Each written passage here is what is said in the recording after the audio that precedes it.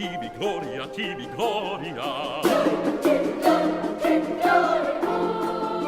Gloria Patri, gloria Filio, et Spiritui Sancto.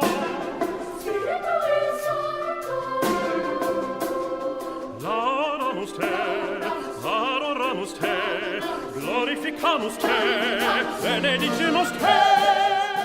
Good afternoon, I'm Simon Moore. Welcome to another edition of Arts in Focus.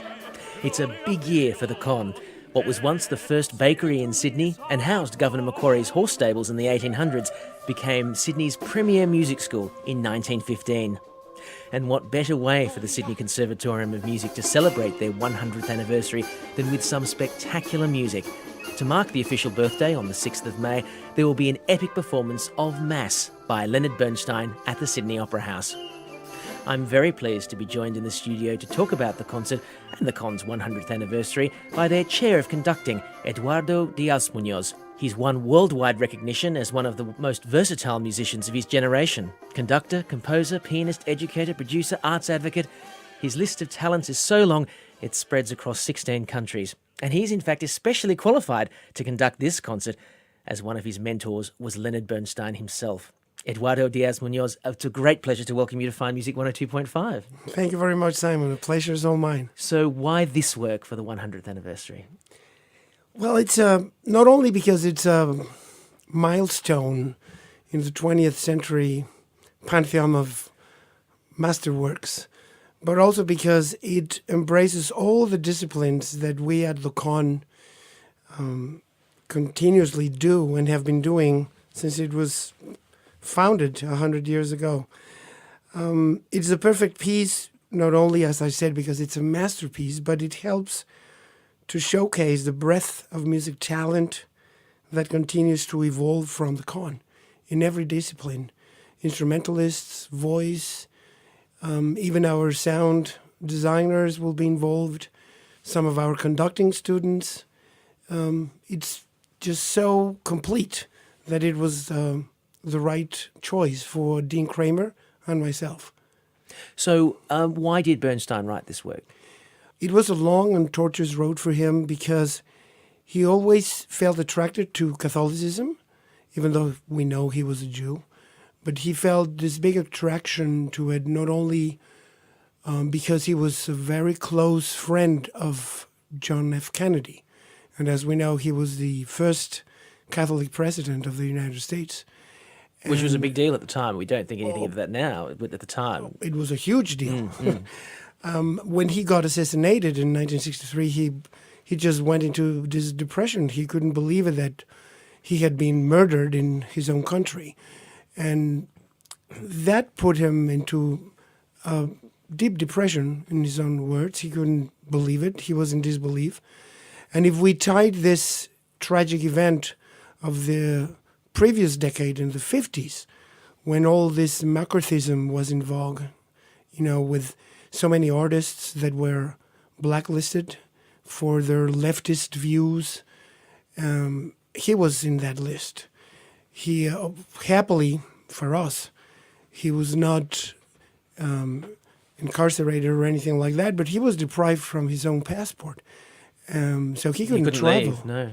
He couldn't travel abroad, and he usually spoke about it with some bitterness because he was about to make his La Scala debut with Maria Callas.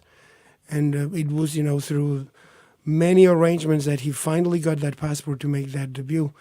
But even more so than that, I think that what really struck him was that he was a devoted friend to JFK.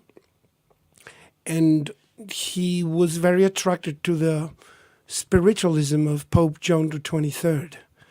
So when Jacqueline Kennedy Onassis asked him to write a piece for the inauguration in 1971 of the Kennedy Center, I think that he just felt it was the normal thing to do. Not only that he was the one to compose the piece, but also in order to celebrate his longtime friend, but also to make a statement. And he, in his own words, said many times that the principal crisis of the 20th century was a crisis of faith. So through the ritual or the backbone of the ordinary of the Mass, of the Catholic Mass, he found a way to express all what had been percolating in his mind throughout the years. Since 1968, he said that after the Russians invaded Prague, he had gone through a very difficult time just accepting that fact, especially since he had these leftist views, and just by what that meant at the time, the invasion of another country through violence, the repression and all that. So he found that in Mass, it was the perfect vehicle, not only to criticize all governments or all forms of governments, but also human behavior, without blasphemy, but criticizing and pointing out what was wrong with the human race. And he did it in a masterly fashion, as he always did, not only because of his musical talent, but his literary talent as well, because a lot of the text came out from his own mind. So as I said, the backbone is the ordinary of the Mass, but he inserts all these other texts that came from his mind, from Schwartz, and also a little bit of Paul Simon himself. So I think that he had the perfect opportunity to express his own views about humanity through a masterpiece, as it turned out to be, Mass. Mm-hmm. Of course, it causes controversy. It causes controversy even now because of what he points out. Mm. The truth, there's a saying in Mexico and Spain that goes, the truth never hurts, but it bothers. Mm. There's definitely truisms in that. Well, I think we have to have a bit of a proper taste of this fantastic work, because it is a little different to the sound of a Mass that some people might be used to, and we'll talk a little bit about that in a moment. So here's a little selection of Leonard Bernstein's Mass, which will be performed by the Sydney Conservatorium of Music to celebrate their 100th anniversary. It's on at the Sydney Opera House on the 6th of May. And if you'd like to book tickets, you should go to music.sydney.edu.au. That's music.sydney.edu.au. God said, let there be light, and there was light. God said, let there be night, and there was God night. said, let there be day, and there was day. To follow the night. And it was good, brother. And it was good, brother. And it was good, brother. And it was goddamn good.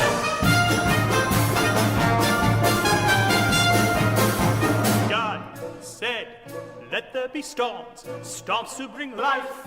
In all of its forms, forms such as Herds and gaggles and swarms, swarms that have names. and numbers and norms. And it was good, brother. And it was good, brother. And it was good, brother. And it was goddamn good.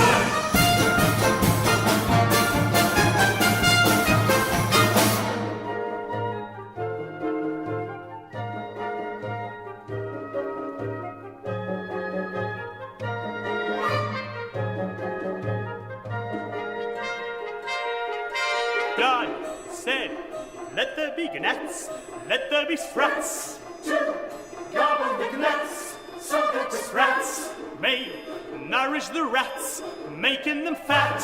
fine food for the cats. And they grew fat, brother. And they grew fat, brother. With the gas, brother. They are prepared for that.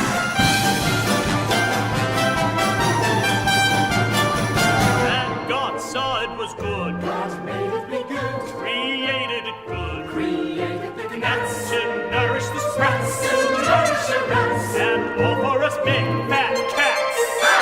And it was good.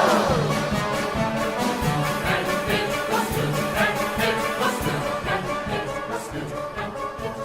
God said it's good to be poor. God said it's good to be poor. Good man must not be secure. Good man must not be secure. So if he steal from you, it's just to help you secure. It's just to help you secure. And it was good.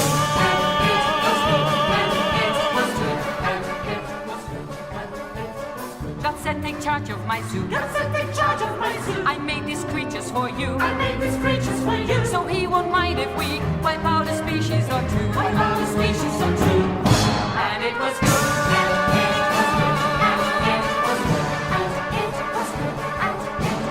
God said to spread his command. God said to spread his commands To folks in faraway lands. to folks in faraway lands. They may not understand, but man, it's out of our hands. But man, it's out of our hands. And it was good. And it was good. And it was good. And it was good. And it was good. God said that sex should repulse. God said that sex should repulse Unless it leads to results. unless it leads to results. And so they call the world full of consenting adults. Full of consenting adults. And it was good.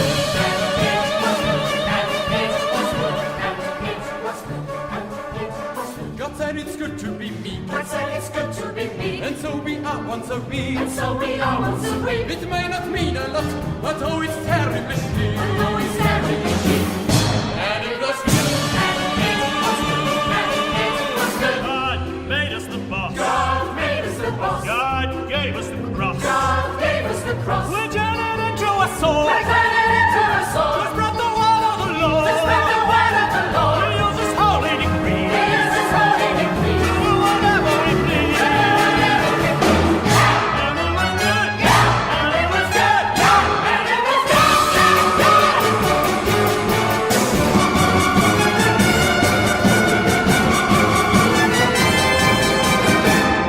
God said, let there be light. And there was light. said, let there be night, and there was God night. said, let there be day. And there was day. To follow the night. And it was good, brother. And it was good, brother. And it was good, brother. And it was.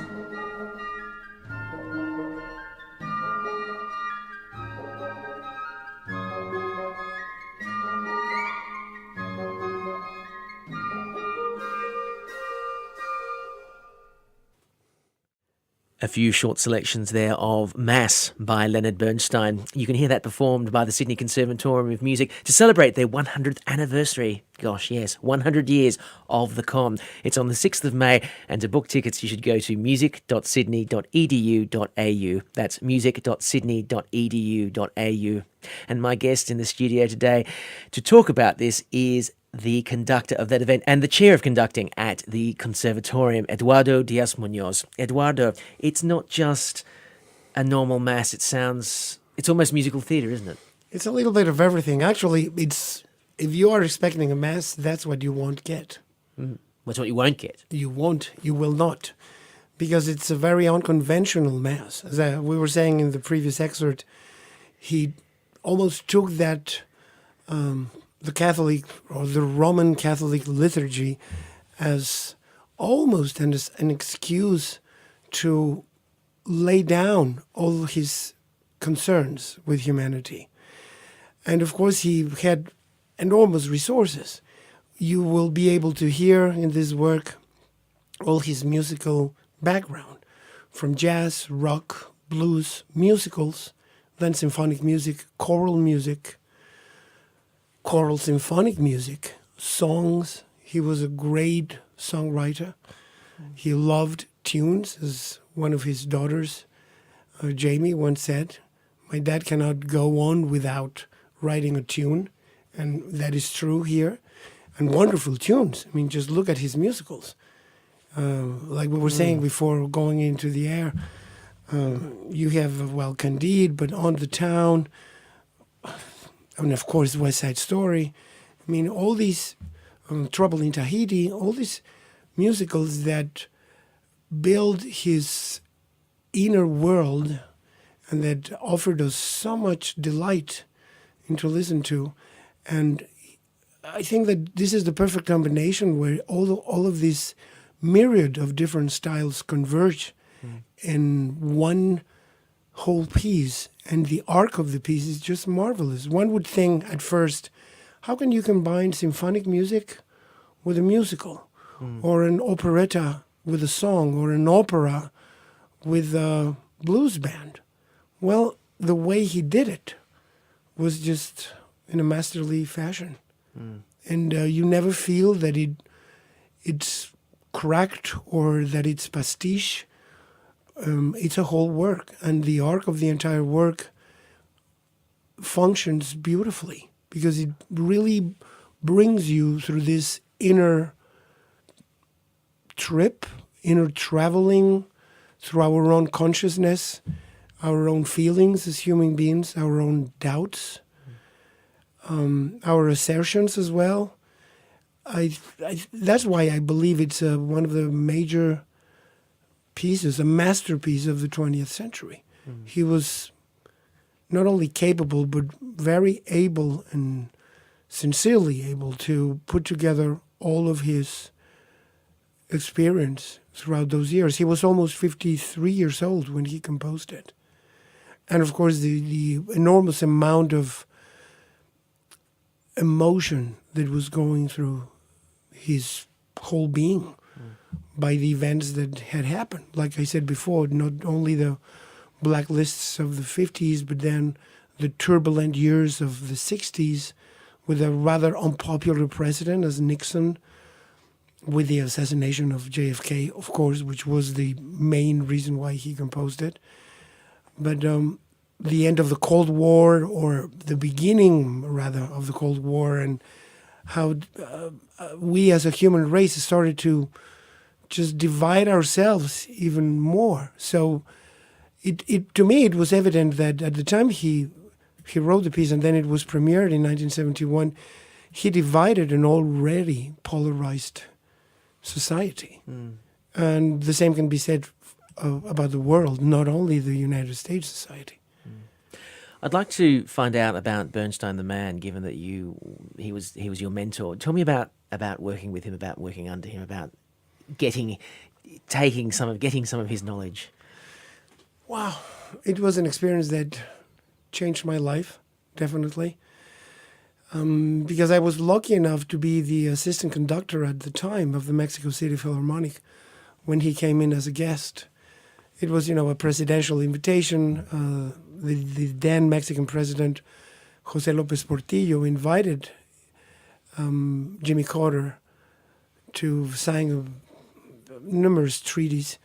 And the two first ladies, Rosalind Carter and Carmen Romano, decided that it would be a good moment to have a cultural event.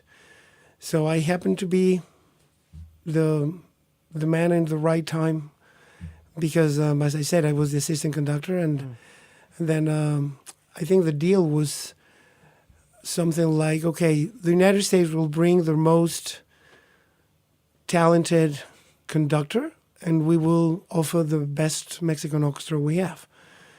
And the thing was that he didn't arrive to the first rehearsal, so I had to prepare the orchestra for him. He didn't arrive to the second rehearsal, and so I kept on continuing. Did you have any instructions to do that, in order to do that, or did you just... No, just the general manager told me, he's not coming, so you have to prepare the orchestra. Right. And I was like, oh my God. And I remember I didn't even know one of the pieces, which was Samuel Barber's Adagio for Strings.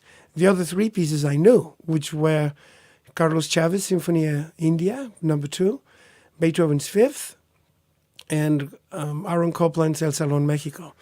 So I spent overnight just learning the Barber. And at the end of the Tuesday, that was a Sunday when I received the call, so I rehearsed Monday, then Tuesday. And Tuesday afternoon, I received another call, the third call from the general manager saying, you have to see Mr. Bernstein because he would like to talk to you. So I was a nervous wreck, I must confess. I was 25 years old. And he had been my hero since I was 6 or 7 years old. So, driving there to the hotel where he was staying at the presidential suite, of course, I was shaking. And he was so warm and sweet. He even started with a joke. When he saw me, he said, where's your father? And I said, oh, my father, he doesn't live here. Why? Who are you? And I said, oh, I'm the assistant conductor. I prepared the orchestra for you, maestro. And he started to laugh. And he said, oh, I thought I was going to meet a bold guy, a pudgy guy, a 50-year-old something, and not someone like you. So that just eased a little bit my nervousness. Yeah. So and then we started to talk about what I had done, and little did I know that I was going to receive a master class right there on the spot. So then the next day, during rehearsal, he asked me to play the piano for the Salón Mexico. And of course, the pianist of the orchestra was not very happy at all. And I said, I'm sorry, but it's maestro that is asking me to do that. And in the end, I performed during the concert, and then he asked for a big applause because he was very pleased with what I had done. And that was the beginning of a marvelous relationship that in that same year, that was February 79, then he invited me to go and study with him at Tanglewood for that summer. So I spent there about a month. I couldn't stay for the whole summer. And after that, we just kept on writing to each other and bumping into each other in festivals. He would be conducting the Israel Philharmonic. I would be conducting the University Philharmonic or the Mexico City Philharmonic. And we would just go out and have a drink or have dinner. And then when I was doing my master's in Paris, he was also there conducting, and I went to see him. We went to have dinner. And, it was that kind of relationship that evolved from being just a casual assistant to a student. He became a mentor, and then he became a friend. And his personality was very warm. It always struck me as, because, we have this idea, Simon, that great artists can be a little detached from reality or even a little spiffy or presumptuous. He was none of that. He would be right now talking to us and having a coffee or water. I'm talking about life or about his experiences as you would do with any friend. So I discovered that these great artists become giants because of their humbleness. Well, let's have a little bit more music from the great maestro himself, Leonard Bernstein, and Mass that you can hear performed by the Sydney Conservatorium of Music to celebrate their 100th birthday on the 6th of May at the Sydney Opera House. music.sydney.edu.au.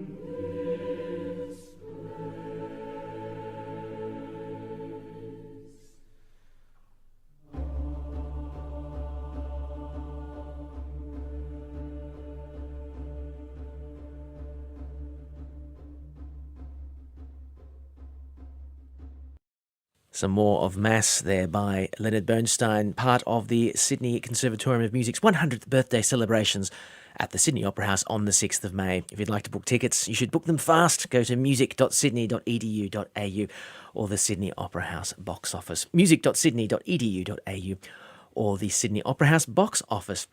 And I'm very delighted to have as my guest in the studio their chair of conducting, Eduardo Diazmunoz. And Eduardo, Leonard Bernstein obviously taught you a lot over the years. How much of that are you able to now teach to the next generation? And what do you think are the most important lessons that you learnt that you are able to now share? Well, definitely the most important lesson music-wise, and you're going to get a kick out of it, he would say, okay, there are 10 rules. Rule number 1 is study the score. Rule number 2, study the score. Number 3, study the score.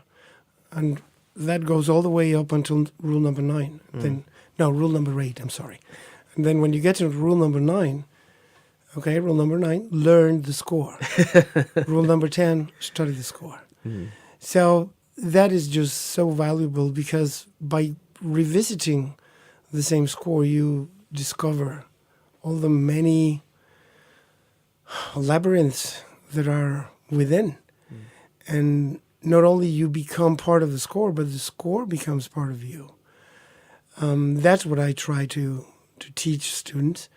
Thanks to my 3 mentors, which were, of course, Bernstein, then Leon Barzan in Paris, and Francisco Savin in Mexico, I put all these 3 techniques in a blender and then came up with my own.